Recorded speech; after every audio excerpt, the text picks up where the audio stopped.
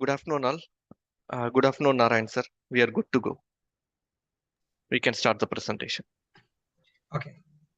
Thank you. Thank you, Karthik. My name is Narayana Swami.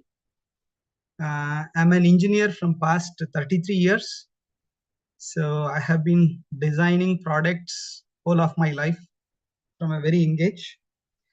So today I'll be presenting about one of the recent products which we have developed in ANCIT. So just to give you a brief about ANCIT. ANCIT Consulting is a company started in 2007, and our core area of work is on automotive electronics, and we provide training services in the area of automotive electronic product design, testing, and we provide human resource services in the specific domain. Then we also do consulting for most of the Fortune 500 companies and automotive companies, like OEMs, as well as the service companies like TCS, Infosys, Bosch, tier 1, tier 2. So we provide services to them also on product design. So with that in context, so we have been in automotive domain for quite long, and we have been in the field of AutoSAR for quite long. So we came out with a solution where we wanted to provide, we understand that coding in embedded is a challenge. So what we thought was, why don't we come out with a platform which can assist the embedded engineers in speeding up their product design process. So when we look at embedded as a whole, one is understanding the software requirements. Second is writing the application code for the same. The third is, or the third difficult part is interfacing with the microcontrollers, because microcontrollers keep changing regularly from project to project. The microcontroller change. So we have to understand what are the different peripherals of a microcontrollers, like timers, counters, PWMs, ADCs, how they work. And each microcontroller has its own advantages and disadvantages from a peripheral perspective. So that is one challenge. The second challenging part is, I have seen most, hope you are able to hear me, right? Karthik, can you confirm, please? Yes, Yes, please sir. continue. You're audible. Yes, sir. Yes, sir. Yes, yes, Okay. you are. So the challenging part is, writing code is one part, getting the timing right is the biggest challenge. In embedded programming, I was a software engineer previously. In my first 10 years of my career, I was more into RDBMS, more into managing data, querying, presenting data. So this was one of my activities which I used to do very intensely. But the moment I came into the embedded domain, one of the key challenges I noticed was on the timing issues. Everything in embedded runs on time, whereas in any typical software in code, time depends on, or the speed of processing, everything depends on the processor you use, how many core it has, the memory it has got, whether you use hard disk or SSD. All these things decide your program execution speed. But whereas when you come to embedded as a whole, come what may, things have to run on time.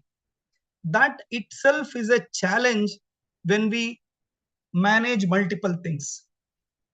Like if I want to read data from a switch, simple switch, debounce and take an input and drive a PWM. If both of them have to run in parallel, definitely that is a challenging task.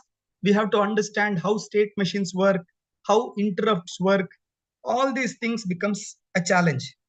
But one of the thing I have noticed in embedded is, from the past, I would say 20 years, certain things have never changed in embedded. Number one, the way we program. Like maybe it moved from assembly to C. That is most coding we do with C programming only, even till date. And it is going to remain the same. It's not going to immediately change. The second thing is the peripherals within the microcontrollers. Whether you take a 25-year-old microcontroller, it will have a timer, it will have a counter, it will have a PWM, it will definitely have an ADC, it will have GPIOs, it will have I2C, it will have UART, it will have SPI. The only thing which changes industry to industry or specific controller is what sorts of communication protocol you support. Like, do you support Ethernet? Those are something new which are coming in the microcontrollers. It's not new, but most controllers nowadays, they are providing that. The second thing is CAN. If you work on an automotive industry, CAN becomes a critical. communication protocol which need to support you. There is no other option. There is no other option other than to have the CAN as a protocol. So beyond the communication protocol, whether it is a medical industry, automotive industry, or the like consumer industry, which we develop embedded products, the timer, counter, PWM, ADCs, all these remain same, irrespective of the domain. So one thing we decided was, why don't we bring everything into a platform so that these things become simple and obvious. The user let him worry only about the application writing. The logic, basically, just if the ADC value goes beyond a particular value, switch on this, switch on that. So that is the intention. Rather than that, all the BSW stack or the basic software, which we call in AutoSAR, all these things we wanted to provide as a generated code. With that intro in mind, so I'll just show you about our code generator. So keep a tab on the video, like I have shared my camera. So this is our, okay, 1 second. I'll just share my screen.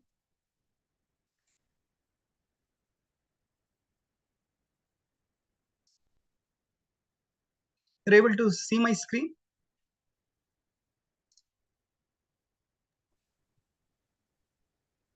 Yes, sir. A notepad. Yeah, you're seeing the notepad and you're able to see my, this one also, right? My hardware? Yeah. The hardware setup is seen, right? So that is one of the ECUs which we have developed in ANCIT, and we are selling this product now. See, one of the key things I being a trainer for quite long now, apart from being a designer, one of the key things is many of the trainings, what happens is they train with evaluation boards. So our intention was, when we are working in automotive industry, the real experience is working with an ECU. So what we did was we designed an ECU which can be used for prototyping, piloting, and training. And once everything is finalized, it can be taken to production also. I don't object it.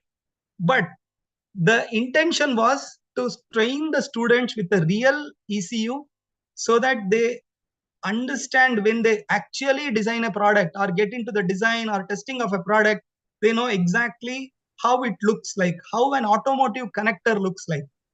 So that those are some of the key things we decided when we designed this ECU. And 1 second, let me see whether I can zoom this up.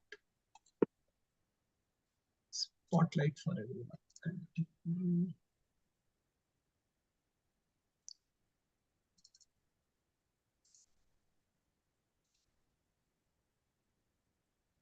Anyone knows how to zoom this in?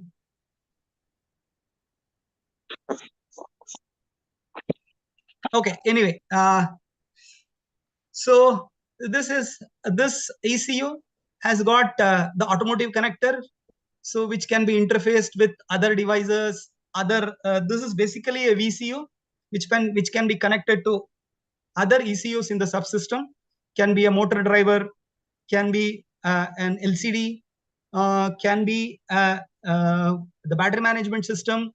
So it can be interfaced with any of the other ECUs in the system, so that the integration part is taken care by this. This will become the heart of your system. So those sort of designs can be easily done with this particular ECU/VCU.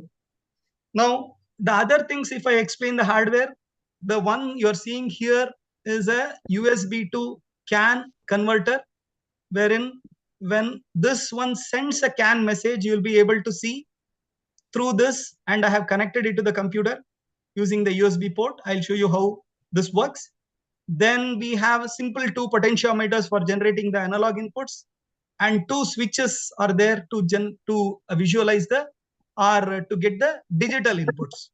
So there are some LEDs on the board which I'll use for my demonstration. We have connected to LCD also. So LCD today I'll not be demonstrating, but overall this can connect to multiple input and output peripherals, and how the zero code platform or the low code platform is going to come into life I'll just explain over. So I'll just start my S32DS Design Studio. The board or the ECU is designed using NXP S32K144 series. And this code platform can be ported to different controllers, which we are working on. We want to provide multiple controllers as well as multiple boards. Currently, it is supporting S32DS Design Studio, as well as it supports the Cube IDE platform.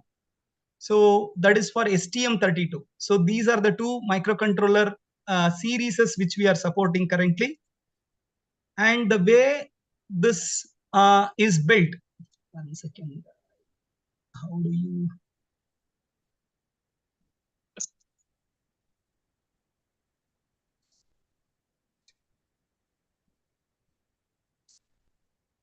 okay, I just hide the video panel.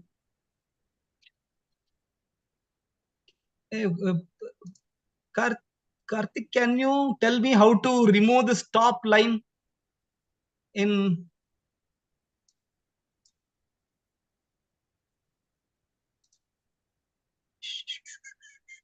Give me a second. Which one, sir? Which top line?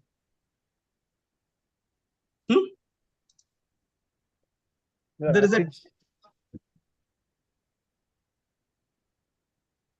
show hide floating meeting controls. Yes. Okay. So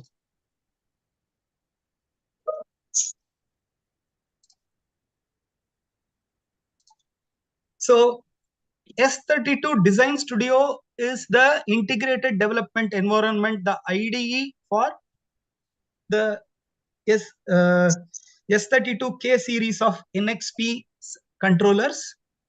And the controller which we have used is, as I already said, it is S32K144 series. So with that in mind, so if you look at it normally, when you open the S32 Design Studio, you will see this IDE.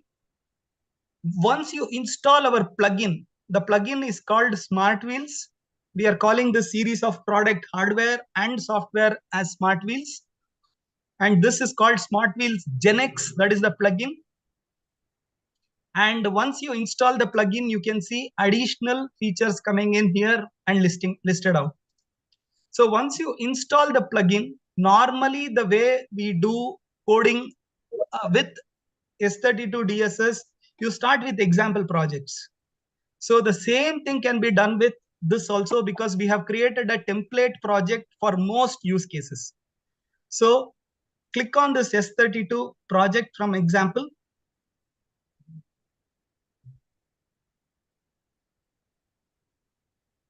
And click on this user examples. And you can see ANCIT Smart Wheels template project. So this template project is available for you. All you need to do is give a name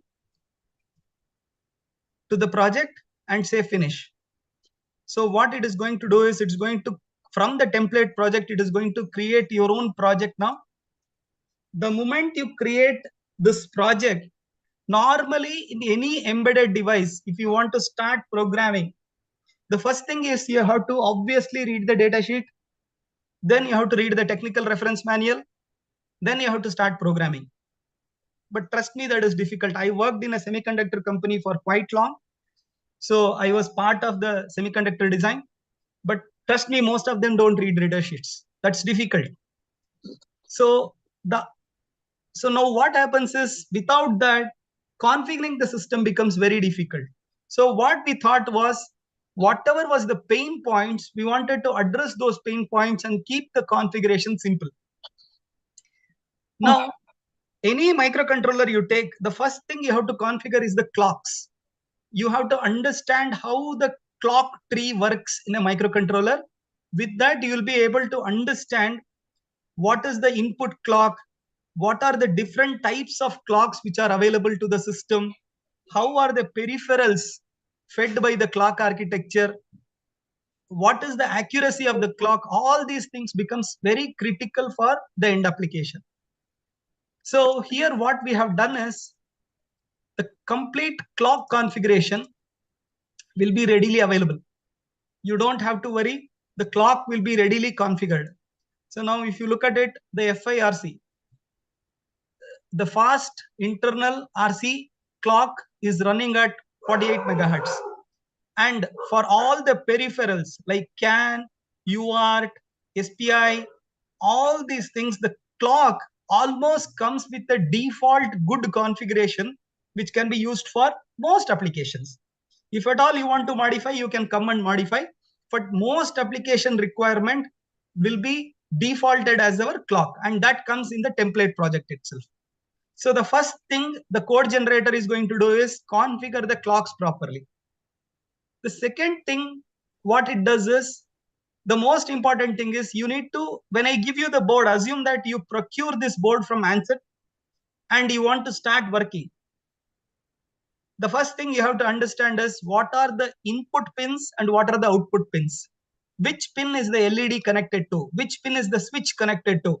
Which pin goes to SPI? What pins are I2C pins? UART. So everything has to be understood by looking at the schematics.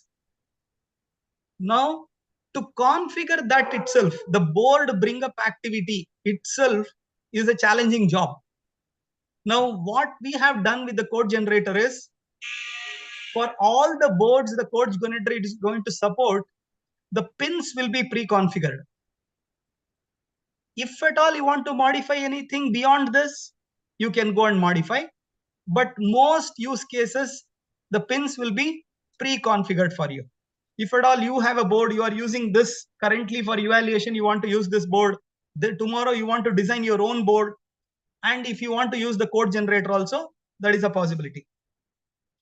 So now, the way all the pins are configured, input and output pins are configured. If you look at it, the LED pins are there. So this is the typical sheet. Can you go on mute, please?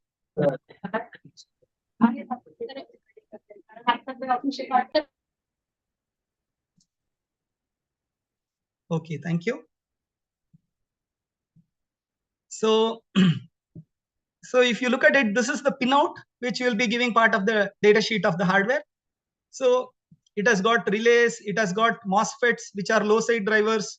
We have the high side drivers, 2 numbers, then high side driver PWMs with 3 channel output, then 0 to 10 volts analog inputs, we have 4 channel, then 12 volts input, we have 4 channel, then 2 channel frequency inputs, we have 2 cans, 1 CAN FD and 1 CAN classic we have. Then we have LIN, the I2C automotive connector, which goes to the automotive connector actually. Then we have a flash, we have EEPROM, we have RGB LEDs. See, all these are part of our ECU. So now with that, these are the pins to which these are connected. But again, you have to come and configure it. But that need not be done, because this comes once you select the template project, everything comes pre-configured for you. So the clock gets configured, and the pins gets pre-configured. The third thing which gets pre-configured is the peripherals. So whichever peripheral which typically most projects use, we have configured those things. That means normally in any project, if you want to use, you may need a timer. So the whole time project runs on a single timer. You can add more timers, but this runs on a single timer, which is configured at 1 millisecond interval, which is 100 microseconds, sorry, 1000 microseconds, which is 1 millisecond. This is configured. The interrupt is enabled. Then you have your ADC configured. All the channels will be auto configured in the code itself based on the configuration, code generator configuration. Then you have the flex CAN configured. This is the CAN module which is configured to work at 500 kbps. If at all you want to change it to 125 kbps or other speeds, you can come and change here. Then we have the UARTs configured, one for our Wi-Fi module, which is internal to the board. There is a Wi-Fi module within the board itself, which communicates through UART. Then you have another UART, which can be used for your display and other devices. Both of them are configured at 115200. So all these things come pre-configured. You don't have to worry on these things. You don't have to touch. If at all you want to change, come and change. Otherwise, you don't have to touch these things. We are adding more and more peripherals based on our code generator development. But currently, these are the modules which are supported now. Then comes the real code generator. So you have the clock setup, you have the pin setup, then you have the peripheral setup. Now we are going to come to the code. Now, if you look at it, there is a file called smartwheels.ecux. This is the file which is going to come as part of the code generator. This is going to open the plugin. The moment you click on this file, it is going to open the GenX plugin. And in this plugin, you can select what are the peripherals you want to use for a particular project. And I'm going to focus specifically on automotive only today, because this is primarily built for automotive, but it can be used for other industries also. Now you can decide what are the things you want to select and use. So I'll directly go to the CAN, TX and RX configuration. Normally, if you look at any embedded device, see, from my past experience of embedded, any microcontroller I start working with, the first project I do is blink an LED. Hope all of you agree with this. You take a board, first project you write is, how do you blink an LED? That is where you start with. But the moment you come to automotive, the question little bit varies. Yeah, now you know how to blink an LED. Can you send a CAN message? That is the first question people are going to ask. How do you send a CAN message in a particular microcontroller? Now, actually, the complexity increases now. The reason is you have to understand what is the type of CAN he is using, CAN FD, classic, how to configure it, where is the clock coming from. All these things becomes where to initialize, does it use a mailbox? So all these things comes into picture now. So you don't have to worry anything about that. Here, you come and click on this button. It's called add raw transmit message. So the first project I'm going to demonstrate with the code generator is to generate a CAN message, to transmit a CAN message. So I'll click this button. You might all know in CAN, the most important thing is its ID.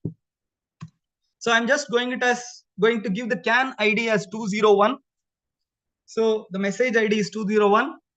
And the next thing I'm going to do is, what is the data I want to send? Since it's a test message, I'm going to send 3, 3, 4, 4, 5, and 6. So it's a 4 DLC4. Data length code is 4. 4-byte CAN message I'm going to send.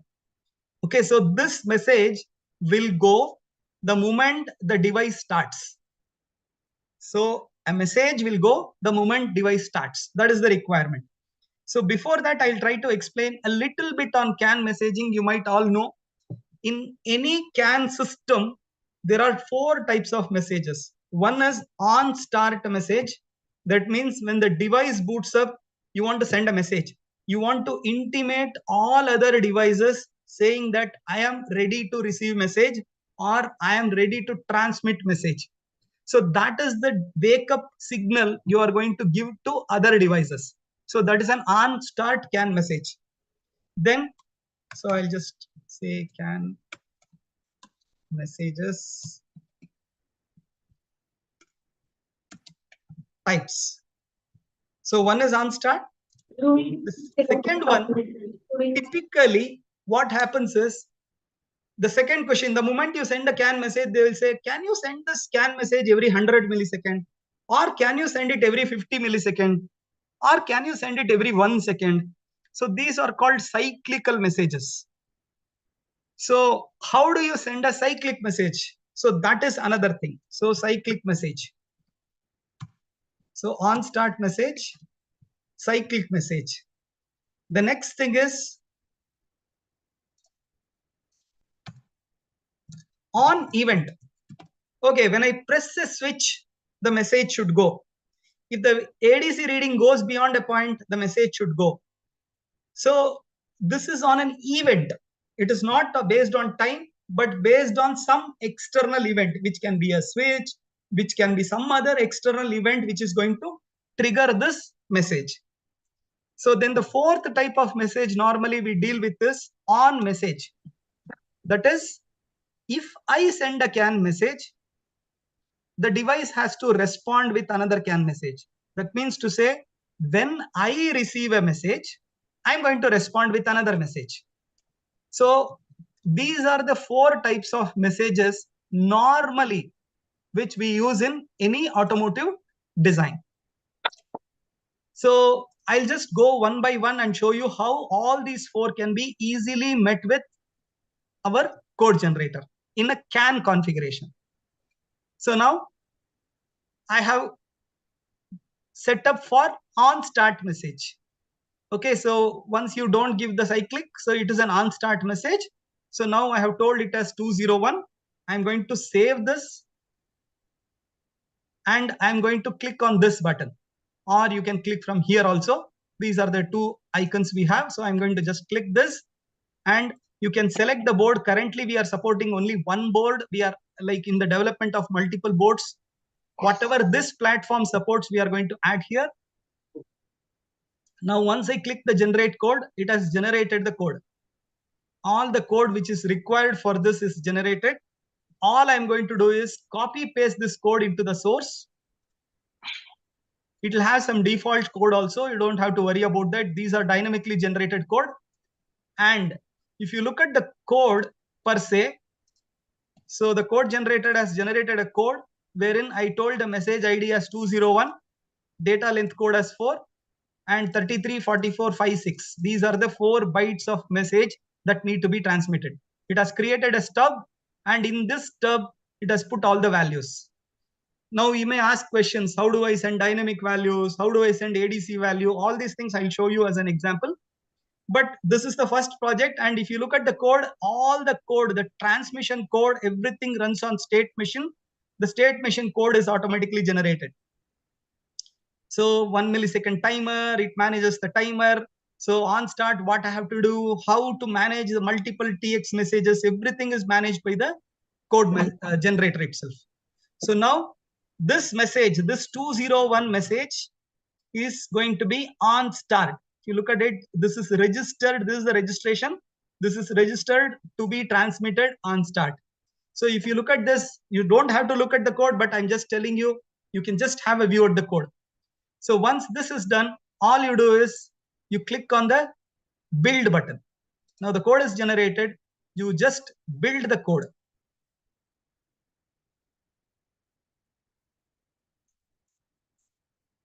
Now this is going to compile, link, and then generate the hex file. So I'll do it with flash instead of RAM.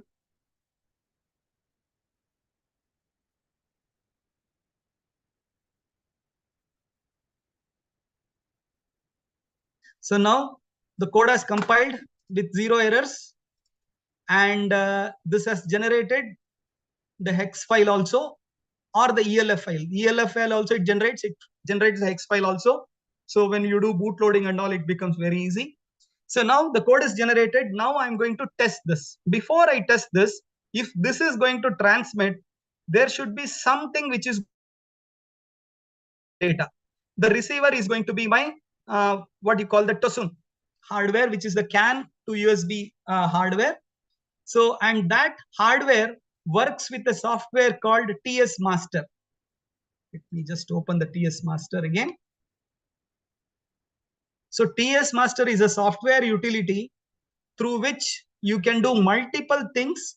And one of the thing it can do is, it's a very comprehensive system like Kanoi, and whatever CAN messages arrive, so you will be able to see all the CAN messages in this CAN trace window. So give me a second, I'll remove the old CAN databases. Okay. Now I'm going to start this. Once I start this, my application is connected, my CAN device is ready to receive the message. So when this hardware transmits the data, when my hardware transmits the data, the TOSUN is going to receive the messages. So I'm going to download it now. I have compiled it. I'm going to download this. So I have the programmer. Using the programmer, I'm downloading. Give me a second. Yeah, I have to switch it on.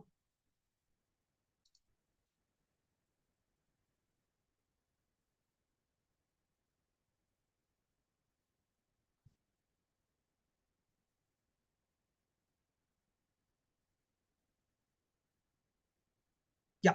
So now it is ready in main. So when I click the go button, so it is going to run the code. So my receiver is also ready. I'm just going to remove all these things. The receiver is ready. So I'm going to just click on this button. The moment I click this, you can see that message 201 with the value of, I'll just put this as decimal. So 3344 and 56. Whatever value I sent in, that has arrived.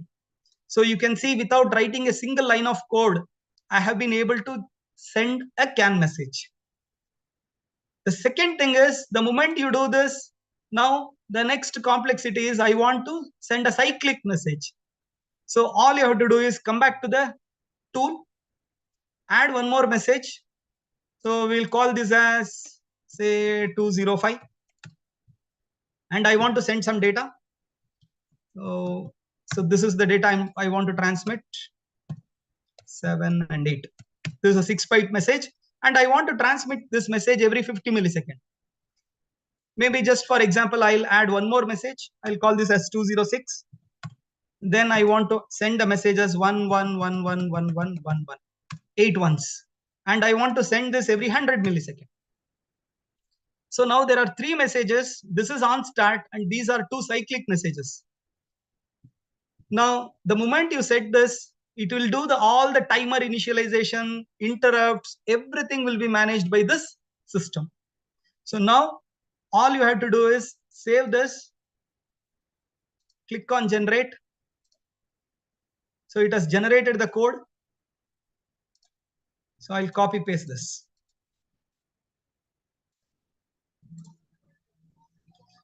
So just to have a look at it, you can have the look at the code. So you can see now there are 3 stubs which are there. One for this message, this is the 205 message and the 206 message. Now you may ask, how do I write code? How do I change the values? Let me come there. So now once this is there, I'm going to build this code or compile per se. So the new code is compiled. I'm going to download this. By the time I'll clear all these messages and be ready.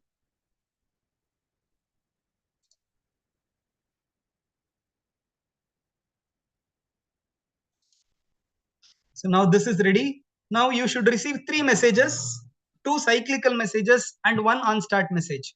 So I just click on this button. You can see this counter 1. Once it has come in, the hexadecimal is 201 and this is 205 and 206. And note that this message is coming every 50 milliseconds and this message is coming every 100 milliseconds.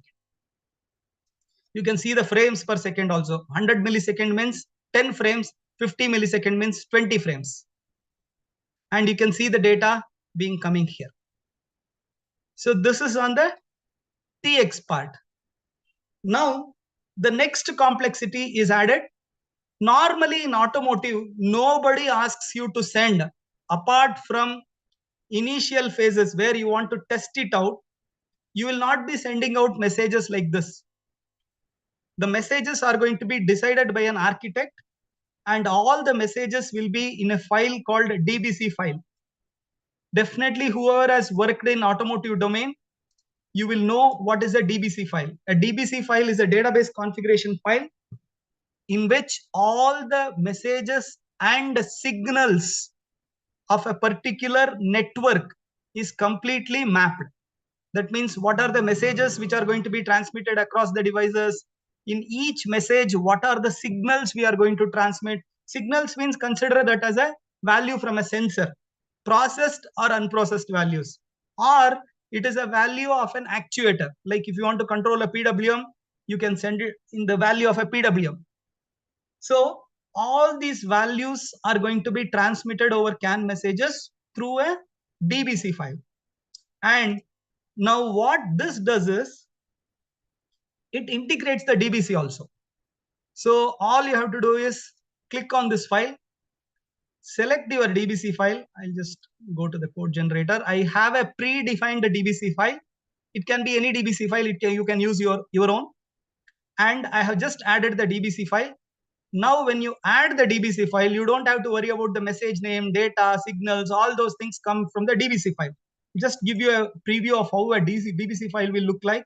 This is a typical DBC file where it talks about all the different messages. These are the messages. These are the ID of the message. So gearbox info, engine status, engine data, and in engine data, these are the signals which are going to arrive: petrol level, engine power, engine force. So these are different messages, and in each message you will have different signals, and for each signal you will have a minimum value, maximum value, what is the multiplier, how frequently it has to be transmitted. All these things are predefined by the architect, and that will be available. What the tool does is it takes up all those things and writes the necessary code for those things. I'll just show you how it does. So now that I have added the DBC file, now I will not click this button. I will click this button, add message from DBC. Now, maybe for this example, I will select two messages. One is 64, which is 100 decimal, 65, 101 decimal. In hex it is 64 and 65. So I have selected two messages. Apart from the RAM messages, let this remain. Let it also remain. We'll just add two more messages. Now, if you expand it, it will show you the different signals of that particular DBC. Now, the moment I say transmit means, look at this, the DBC has been already configured in the DBC saying that this is a 50 millisecond cyclic message, and engine status is a 2 millisecond status message. Every 2 millisecond this message has to go. Status is a 2-bit value. Error code is a 6-bit value. And this data will be sent in a single byte. The DLC of this is 1 byte, but it has to be packed properly. The status should use only 2 bits and error code should use 6 bits. So you have to properly pack them based on the order. In the same way here, petrol level is an 8-bit value. This is a 16-bit, 16-bit, 1-bit, 7-bit. All these things have to be properly packed. This is an 8-byte DLC. For 8 bytes, this is the data format and packing has to be done. Writing a code for these things is very difficult. Either you have to buy a CAN stack, complete CAN stack, or you have to write your own code. That becomes a problem. Now, the code generator does all these activity for you. Now, what I will do is, now the moment, okay, this is one part. The code generator is going to generate the code for these things. The next thing is the code generator also can be interfaced with different inputs. Like, what is the data you want to send? Okay, first I'll show you some data. So assume that petrol level, I want to transmit 10, a value of 10. Okay. Engine power, I want to send a random value. Okay, I just want to send a random value. Or in the engine force, let it be 0. Now, as of now, I'll show you how to write the code also with the code generator. The minimum code which is required. So petrol level, I will always be transmitting 10. Engine power is going to be a random value. That's the configuration I have made. Okay. And other things will be left as 0. The moment I save this, I can go and generate this. Click on this, press refresh. As of now, it is not automatically refreshing. So we allow you to copy paste. The reason is we don't do copy pasting into the source folder is because you would have modified things and we don't want overwriting, the code generator overwriting the source files. After the code generator generates, you can always go and edit those code according to your requirement if need be. So now it has generated the code. Now I'll just show you how the code looks like just for your information. So these are raw messages which was previously existing. Now it has added 2 more messages. One is your engine data message, which is coming from the DBC, and engine status message, which is again from the DBC. And these are the values. If you look at the engine data, it has got petrol level, engine power, all these values you saw, and those signals, these are the signals, and in the engine power it is taking a random number, which is going to be a random number based on the minimum maximum values provided in the DBC. It will automatically select that also. Other things we are just setting it to 0 as of now. Okay, so now I'll save this. I will build this.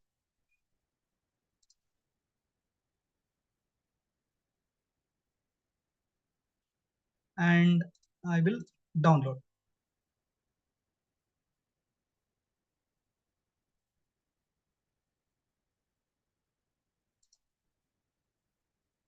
So I'll keep this ready.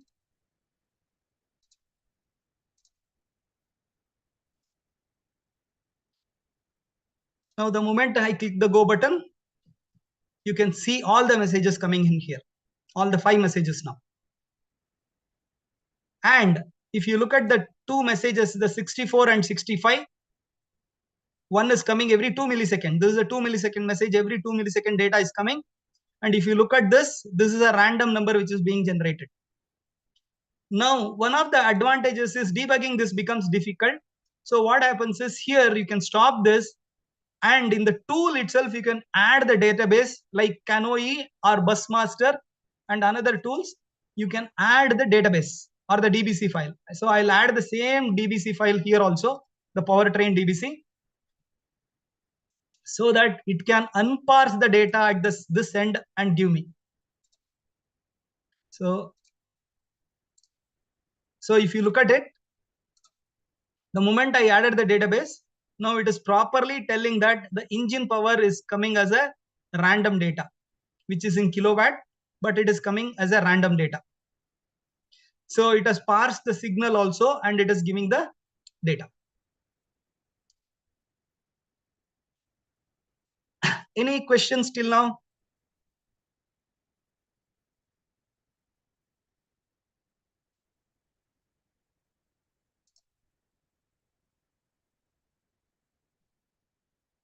Okay, so if you have questions also, you can ask me, or I'll give you time at the end of the session so we can discuss on the questions also.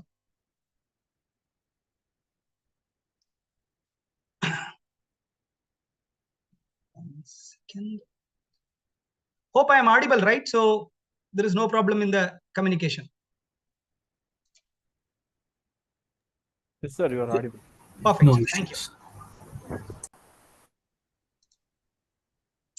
So one second. Yes. So now we have seen some random data being sent or some fixed data being sent. The next question you may ask is, what if I have a data from a switch which I need to transmit? A digital input. I want to transmit through a message, the DBC. Read the data from a switch and transmit. Normally, the problem with reading a switch is the switch has to be debounced. Properly debouncing has to happen. Otherwise, it will have glitches, it will have noise, all the noise will be sent to the system. So you don't want that. So now, the moment you come here and configure that as an input, so I'll go to IO configuration and start enabling my requirements. So I'll have 2 digital switches enabled, which are actually, you can give 12 volts to these pins. And I'm going to configure 2 analog inputs also. So which I have connected a potentiometer. So this is going to actually give me 0 to 12 volts. The pin can take up to 14 volts. So I'm going to give 0 to 10 volts, sorry, 12 volts. So I'm going to select these things and I'll keep it as it is. Then I'll come to the output part later. So now what I have to do is I have to read from analog inputs or read from a switch and then transmit. You know, if somebody asks you to read from an analog input, again, it is a challenging task. The questions people are going to ask is, how many samples do you need? How fast do I have to read the analog input? That is the first question.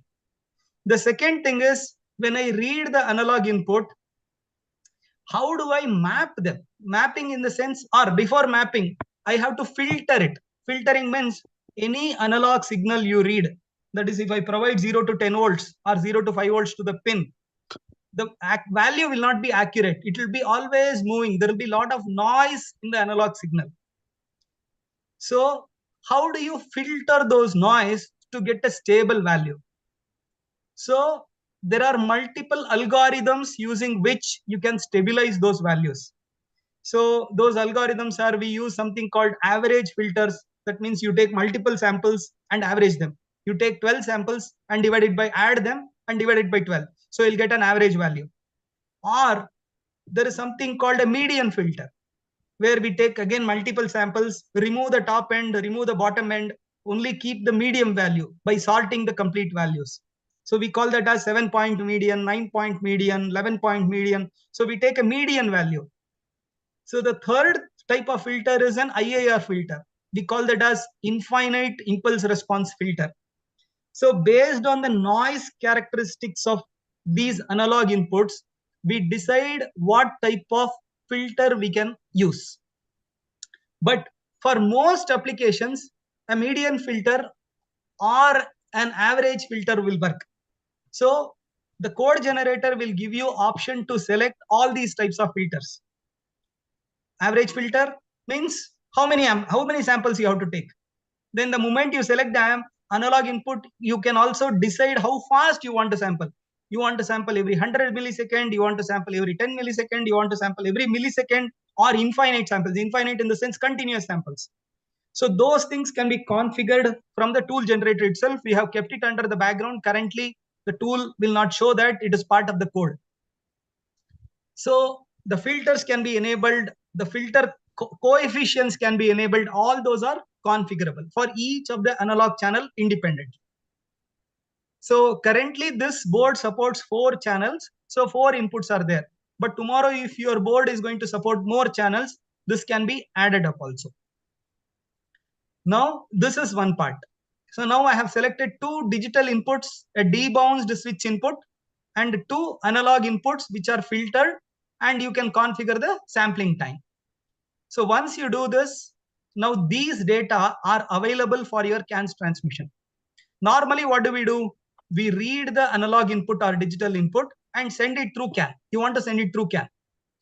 Like if the engine force, assume that you want to make the engine force come from ADC. That means when I change the potentiometer, the engine force should change. Consider a potentiometer as a sensor.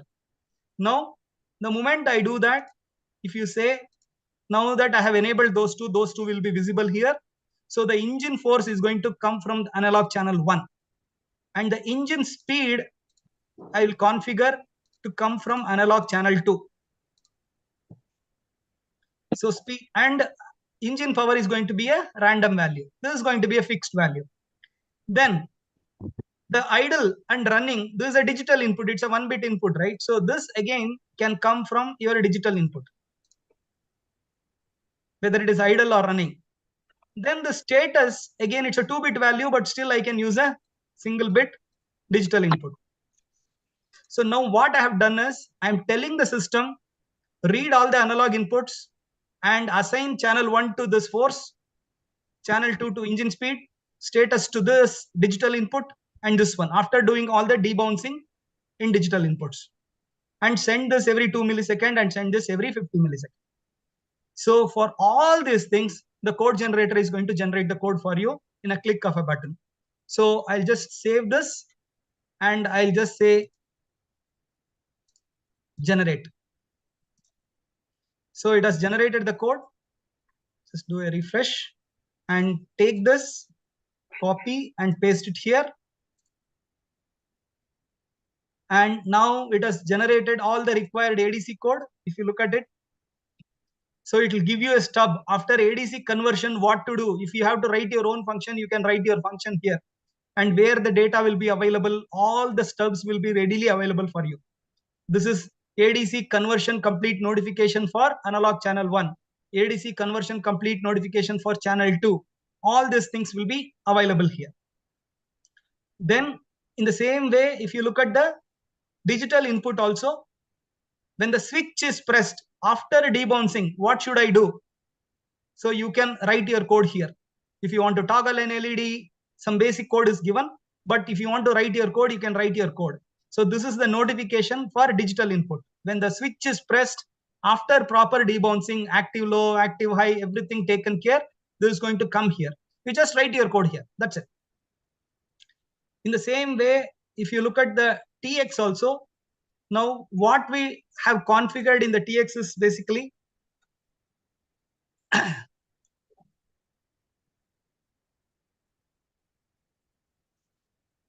so we told that this engine force should be taken from analog input, that is ADC channel 1. So engine force is assigned to this and it will do a proper encoding. Encoding in the sense the minimum maximum value check, everything will be taken care by this function itself so that no wrong data is passed. So it will take the stable value, ADC's stable value it will take after the filter and it will pass on to engine force. In the same way ADC channel 2, in the same way if you look at it, the idle running is coming from a digital status switch. So, and here in this message, the second switch is configured based on whatever we did here. And after setting up all these values, it is going to properly pack it into an 8-byte value, which can be sent in CAN message. And that will be done based on your DVC. If you look at this function, so whatever function, how it has to be packed, everything is going to be, the code generator is going to generate those codes. So the 7-bit, 8-bit, everything. So packing, unpacking, evaluating. So if you look at it, this function, encoding function for this. So it will properly do an encode. In certain cases, all the values are taken. So in certain cases, you have to divide it by 100. In certain cases, you have to check whether it is less than this one. All is in range. All these things will be taken care by the code generator. All these functions are available. You can also use it before sending. So now once this is done, now you have the complete code ready. Now I'll go and build it.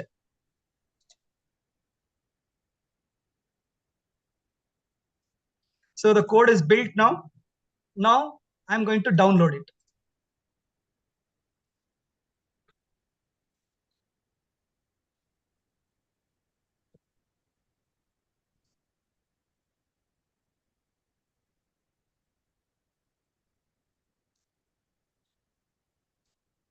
Yeah, now it is ready.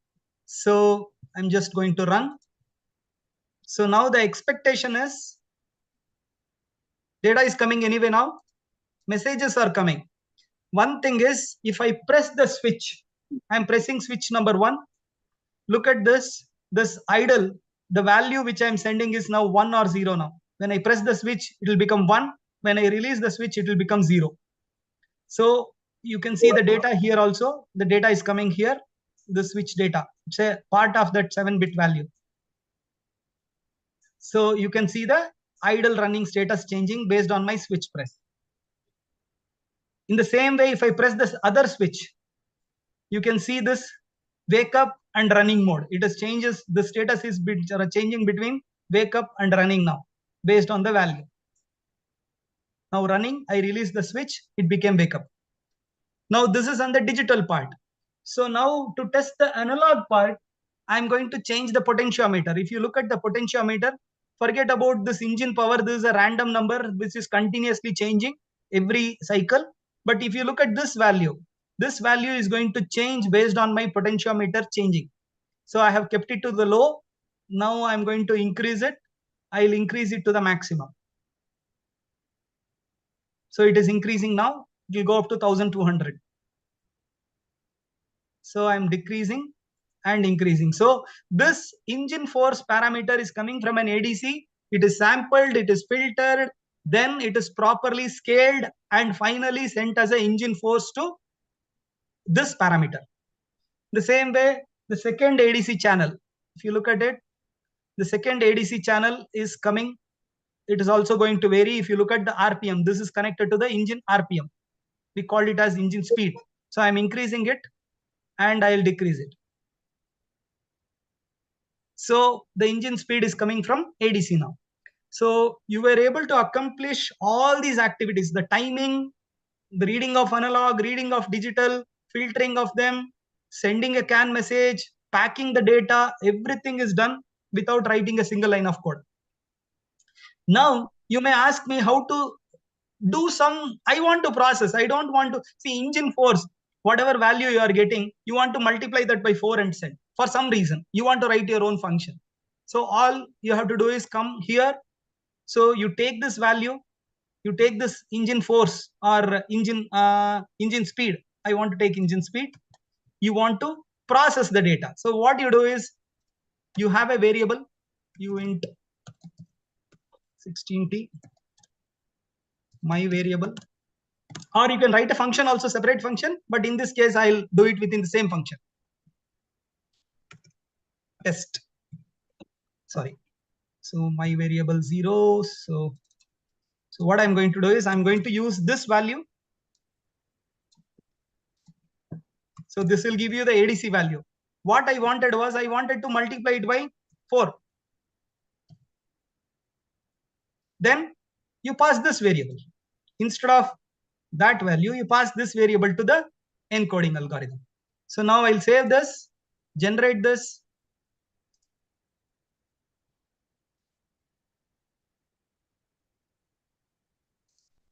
Download.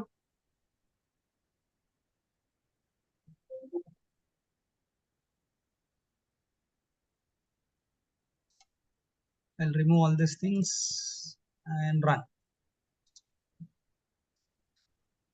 So now if you look at it, the value is multiplied by 4 actually. So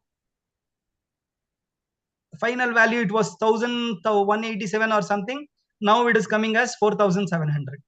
So now the code can be customized according to your requirement. And the whole function can be in some other file also. It need not be here. It can be in some other file so that you can write your own algorithms and make use of these things. So this is on the transmission part. Now I'll show you about the reception part. The next challenging job in any like coding, embedded coding, is receiving data. Transmission is somewhat manageable, but receiving something, an asynchronous way, we normally call receiving as asynchronous. The reason is you don't know when you are going to get the data. So you have to wait for the data to come. So coding that it's little challenging compared to transmission. As I tell, talking is easy, listening and understanding is difficult. It is easy for me to talk. I think you are the guys who will be finding it difficult if you are not able to cope up with my way of explaining. So receiving is always a difficult challenge. So now we'll go back. We'll keep all these things as it is. Go to the RX configuration. We'll add the DBC directly. So I'll add the same DBC. You can have other DBCs also. We want to include multiple DBCs also we want to put in. So assume that, see, these are the 2 messages which can be received as per the DBC. So I'm just adding one message now, RX message. Now the moment I add this message, now when the message comes in, you can always assume that whenever the shift request comes in, I want to switch on an LED or I want to switch on a relay for your application. When this is on, the output should be on. A relay should be switched on. So what can be done is, first thing is I'll go here. I'll enable those parameters. I'll enable all the LEDs. I'll enable one relay also. And I'll come here and I can say, when the shift request comes in, you switch on the output. So currently, instead of the relay, you will not be able to hear the switching on of the relay sound. You will not be able to hear. It actually switches on. But I'll show you with the blue LED. We'll just select blue LED. So now what happens is, when I receive this particular message, it will parse the data properly. And if this particular bit is set, the shift request bit is set, it is going to switch on the blue LED. If it is not set, it is going to switch off. And if the gear shifting is done, then what I'll do is, it's a 3-bit value, still we will work on it. If the gear shift is done, then I'll do with the green LED. If the last bit is set, I will manage with green LED. This will be on. So now I'll save this. I'll click on this. I'll generate the code. Now we are talking about output now. So for output also, it generates all the required DBC files, algorithms, and you copy paste this. Then go here and build.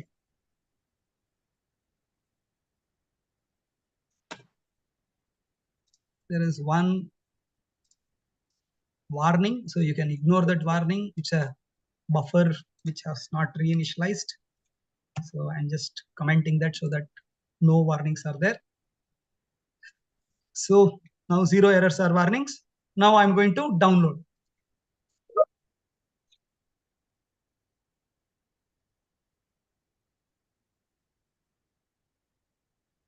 So I'm going to clear this. So I'm going to run. Now all things are working. Your potentiometer will work, your switch will work, everything will work according to the configuration. But now the reception is also added. That means to say the device is receiving. So somebody has to send a message. So who is going to send a message? So this tool is going to send a message. So what I'll do is I'll add the message from the DBC itself.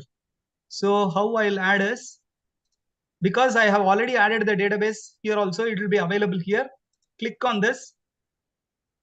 Go to powertrain. The gearbox info is the message I want to send. It's a 3FC. Signal ID is, message ID is 3FC. So now look at this. I'll make it only once. Okay. The moment I send this message, based on the value in eco mode, sorry, gear and shift request. These are the two things, gears and shift request. The LED is going to be switched on or off. So what I'll do is, give me a second. I'll just see whether I can open the window in a bigger way.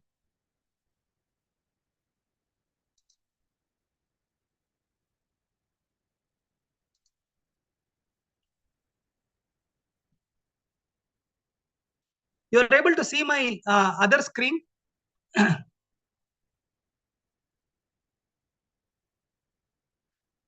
Is it hardware screen? Hardware screen? Yes. You are able to see it, right? Correct. Okay. So you can watch the LED there. So the moment I send a message, see the moment I send the shift request message and send this message. So the moment I send this message, the blue LED is on. You can see that. So the blue LED, which is here, is switched on. Now I'm going to switch off the blue LED by sending another message. So if the value is 1, the message is on. The value is 0, the LED is off.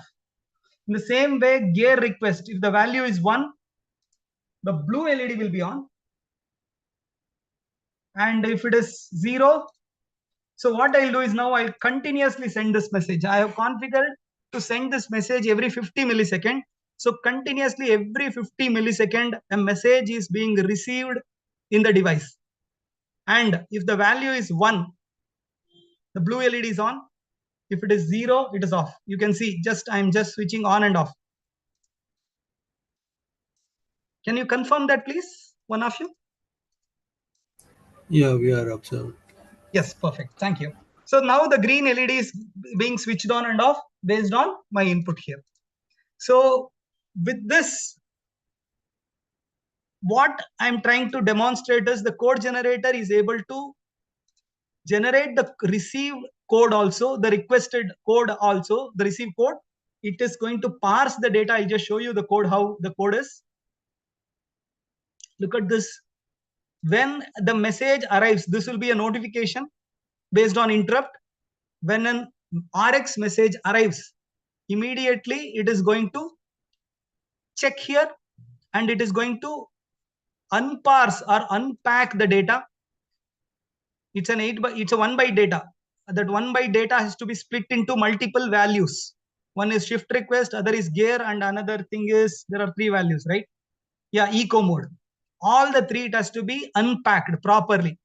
It will unpack, and based on the value, look at this. The blue LED is switched on based on this request. So this is the function, this is the API which is going to be called ANCIT digital set. And this is blue and this is green.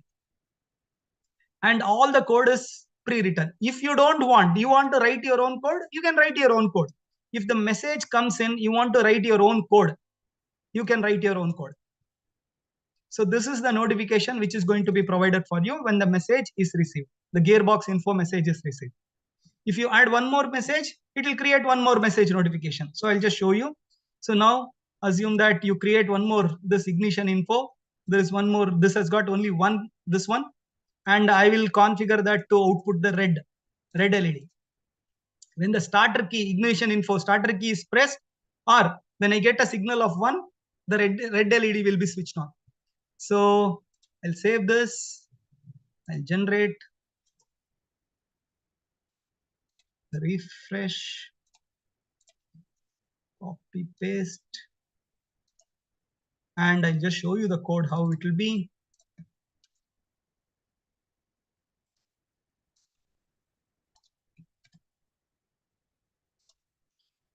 So this was the only message previously. This was the only function. Now there are two functions. Ignition info. This is the notification for that. Whenever this message comes in, it will come to this function automatically. So it will parse the data, and if the starter key is set, it is going to switch on the red LED. So let me just save this and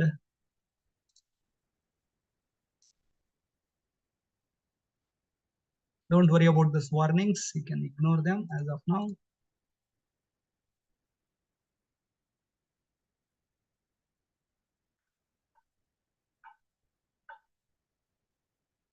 So I'm going to run this. Yeah. So note that this message is already being transmitted now. This is also coming. So this guy is continuously transmitting. It is now the device is receiving the data. So now when you shift the gear, the blue LED is on, sorry, green LED. Shift request comes, blue LED. And now the message is a different message. So I'll add that message also. So that is the second message is ignition info. So when this message comes in, and if this value is set to 1, so you are going to see the red LED switched on. And if I keep this continuously on, this every 20 milliseconds, this message is going. So you can see whenever I send this message, 1 and 0, I change it. So that is changing now. So now red is on. Again, if I come here, I make this on. So now the color is changing based on my this one. It's a tricolor LED. So you can, again, so we are coming out with the PWM module also. You can control the PWM also. If you want to control the motor speed, you want to control the LED brightness, you want to control any of the solenoids output, position, angle. So what we do with PWMs, all these things can be done with the output of PWM also. So that also is going to be bought into that code generator. Now, the next part is on the other activities, which I'll give you a brief. I'll not be able to show you the demo today, but I'll tell you what are the other features which are there. So you can configure the telematics. In fact, the board already has a telematics output, wherein you can, when you receive a message, normally assume that you are building a VCO, you are going to receive multiple messages in the network, and some of the signals you want to transmit it through telematics, either through MQTT or HTTP to a particular server, so that you can remotely monitor those values in real time. So for that, the entire system is pre-coded. So you just have to select ESP32 send. There is an ESP32 module within the hardware. So all you have to do is you can select when a message is received. It's an output device. That means to say when a message is received, you can say, I want to see the gear info remotely. So select the output, and now you can select ESP32 send, or it will be telematics in the next release. So the moment you click on this, it will generate the necessary code to send the data through UART to the ESP32 IC. The ESP32 IC will be waiting for this data. There is a preloaded code, and through which it will connect to the Wi-Fi. Then it will send you to a specific server that is configurable. That's how what we want to make it, so that the data can be directly sent to the particular server through MQTT or HTTP. In the same way, we are integrating, in fact, almost done.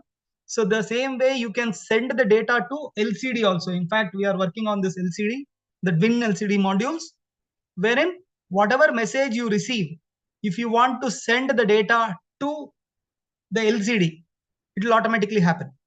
Select all those signals. Now here it will be multi-select. Currently it is only one select. There will be multi-select. You can select to, you can send it to ESP, you can send it to an LED, you can send it to LCD. Everything can be sent.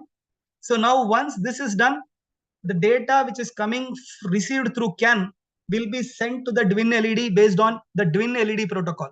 Twin LED has its own protocol, and that code will be automatically generated by the code generator. So you don't have to write code for that.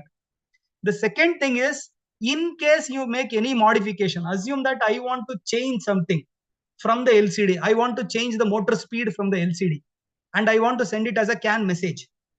So all you have to do is, again, that will be part of your IO configuration, wherein the input also is going to come in, the display input. So that will be sent as a CAN message. You can say it as an input. So whatever input comes from the display will directly be sent as a CAN signal to the CAN network. So for that also you don't have to code. So the display becomes a two-way interface. Whatever changes happens in the display can be transmitted over CAN messages, and whatever you receive the message can be put on the display also. All these things will happen without writing code. Any other modifications if you want to do, that also is possible because the code will be available with you. The second thing is, we are building schedulers. See, apart from this, you may want to write some algorithms. You want to write some code every 50 millisecond. You want some tasks to be run. Every 100 millisecond or every 1 second, you want some tasks to be run. For that, we are going to provide you with a scheduler, and it will have all the features of a scheduler. So you just can select at what interval, what task need to be run, and that particular task, whatever function, custom function you are going to write, that function will be run. And it will, so with this code, if you look at it, the worst case timing what we have analyzed is 100 microsecond, that is 0.1 millisecond. The entire code runs, the code generator code runs within 0.1 millisecond, that is 100 microseconds.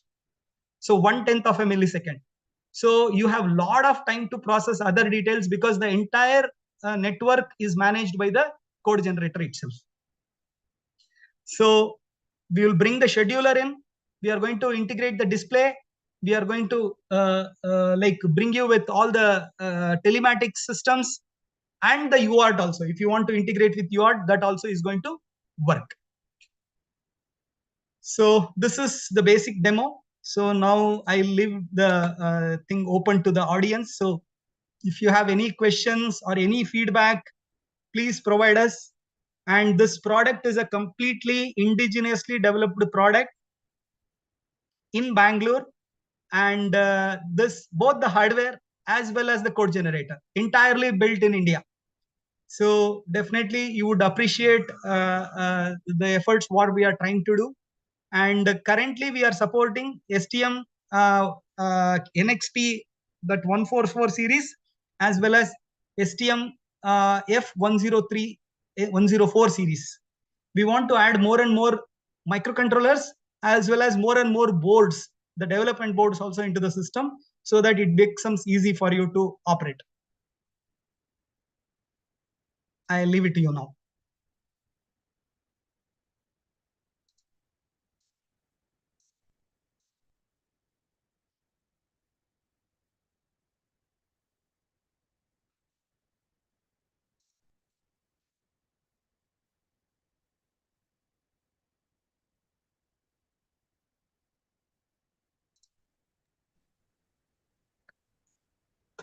Thank you, Narayan sir. Yes, sir. Thank you. Thanks a lot for the session. Perfect. So